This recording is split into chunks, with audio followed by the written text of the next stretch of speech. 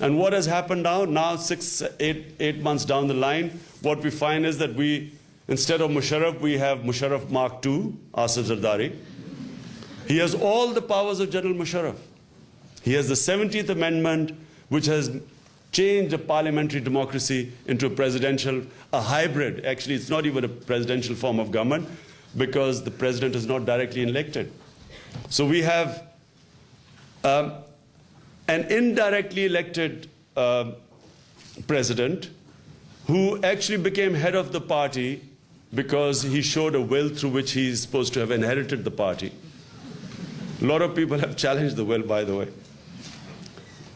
And he has, through the 17th Amendment, got all the powers of Musharraf. And we still have a puppet prime minister like Shaukat Aziz. We still have a rubber stamp assembly like the one before because nothing has been discussed in the assembly. No issue of national importance has been brought in front of the National Assembly as it was in the dummy assembly I sat in for 5 years. And we have even more firepower being used against our own civilians in the tribal areas than Musharraf was using. So nothing has changed. The people went to vote, but actually the people's vote did not change anything because we do not have still a genuine democratic system. We still have a sham democracy.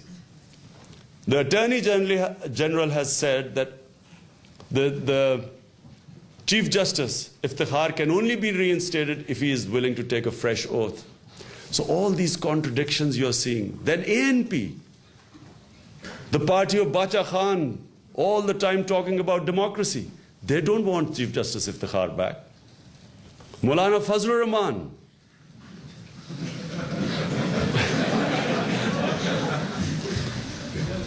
supposed to be promoting Islam in Pakistan.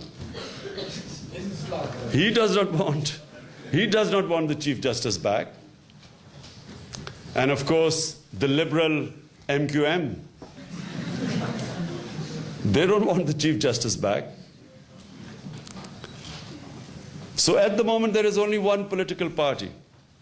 And all the other parties that are standing with the independent justice system are in the APDM, which we are part of, which have boycotted the elections, which was now, as time has passed, that decision is now turning to be absolutely correct. Because, as I said, nothing has changed. The judges have not been reinstated. There's been no democracy in Pakistan. 17th Amendment is still there. So, the struggle is this, that if this movement for Chief Justice succeeds, we have a change in Pakistan. If it fails, I'm afraid we have more of the same. And this is where the youth must come in. This is where your role is very important. You, of all the people who understand, like when I came here at the age of 18, the thing that struck me most of all was that for the first time I saw what rule of law meant. For the first time I saw university students telling me, this is my right. I never heard of this in Pakistan. And Ayub Khan's martial law, we never heard about this is my right. Might was right there. Here, for the first time I saw rule of law and democracy, which is what impressed me. And secondly, for the first time I saw a welfare state. A state which is what Pakistan was meant to be, an Islamic welfare state, Islami Falai Riyasat. So it is very important that the youth of Pakistan now plays an active part. You cannot sit still now and allow this country to sink. It is very important that the youth stands up and is counted.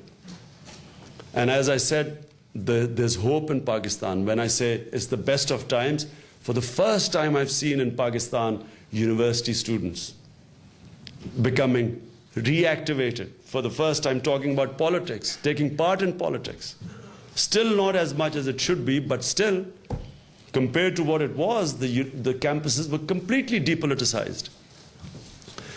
And overseas Pakistanis who have seen, who know what democracy is, who have seen democratic institutions function, you have a bigger role. Because not everyone in Pakistan who has not seen how democracies function understands this. So when I first used to talk about independent justice system, everyone used to come and say, why are you wasting your time with this justice bit?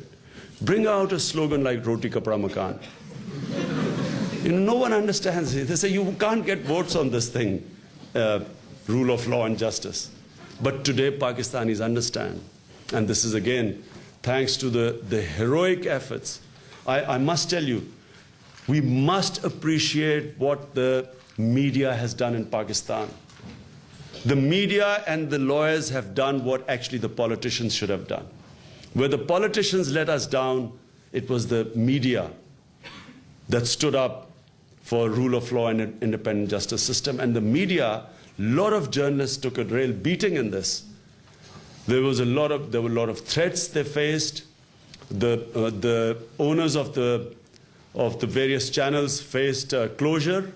Shakil ur Rahman suffered huge losses in Jio this is before the emergency. When Musharraf clamped down on November 3, it was not just on the lawyers and the political party workers, but also on the media. And now, unfortunately, the betrayal by a party that calls itself a democratic party, a betrayal of this movement. They have managed to split the lawyers' movement. A lot of money has exchanged hands. They managed to break judges who, as we know, have taken an oath, fresh oath. They have managed to put a lot of pressure on the media. They have certainly bought a lot of the politicians. How else do you explain that a certified criminal gets elected as a president? You can't explain this any other way. In which country would this happen?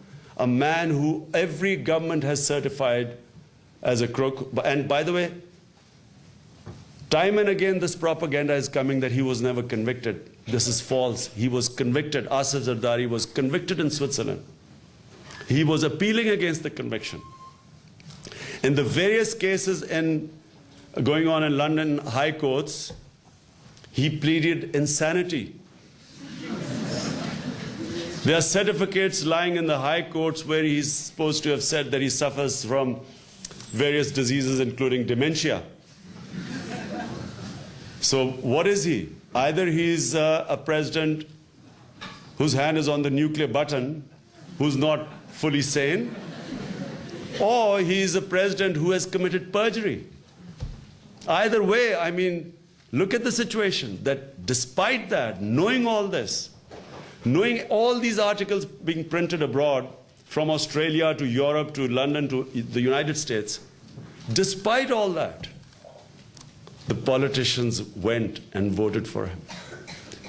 And the shameful thing is that those politicians that call themselves democratic, despite the vote, it was a secret ballot. Despite that, we saw them on television showing their votes to the people parties before they put them in, saying that, look, I've shown you that I'm giving it to Zardari, now make sure that the money comes in my bank account. It was the most shameful thing that happened. You know, remember, countries are never destroyed by bad times, bad economic times, or this pseudo war on terror.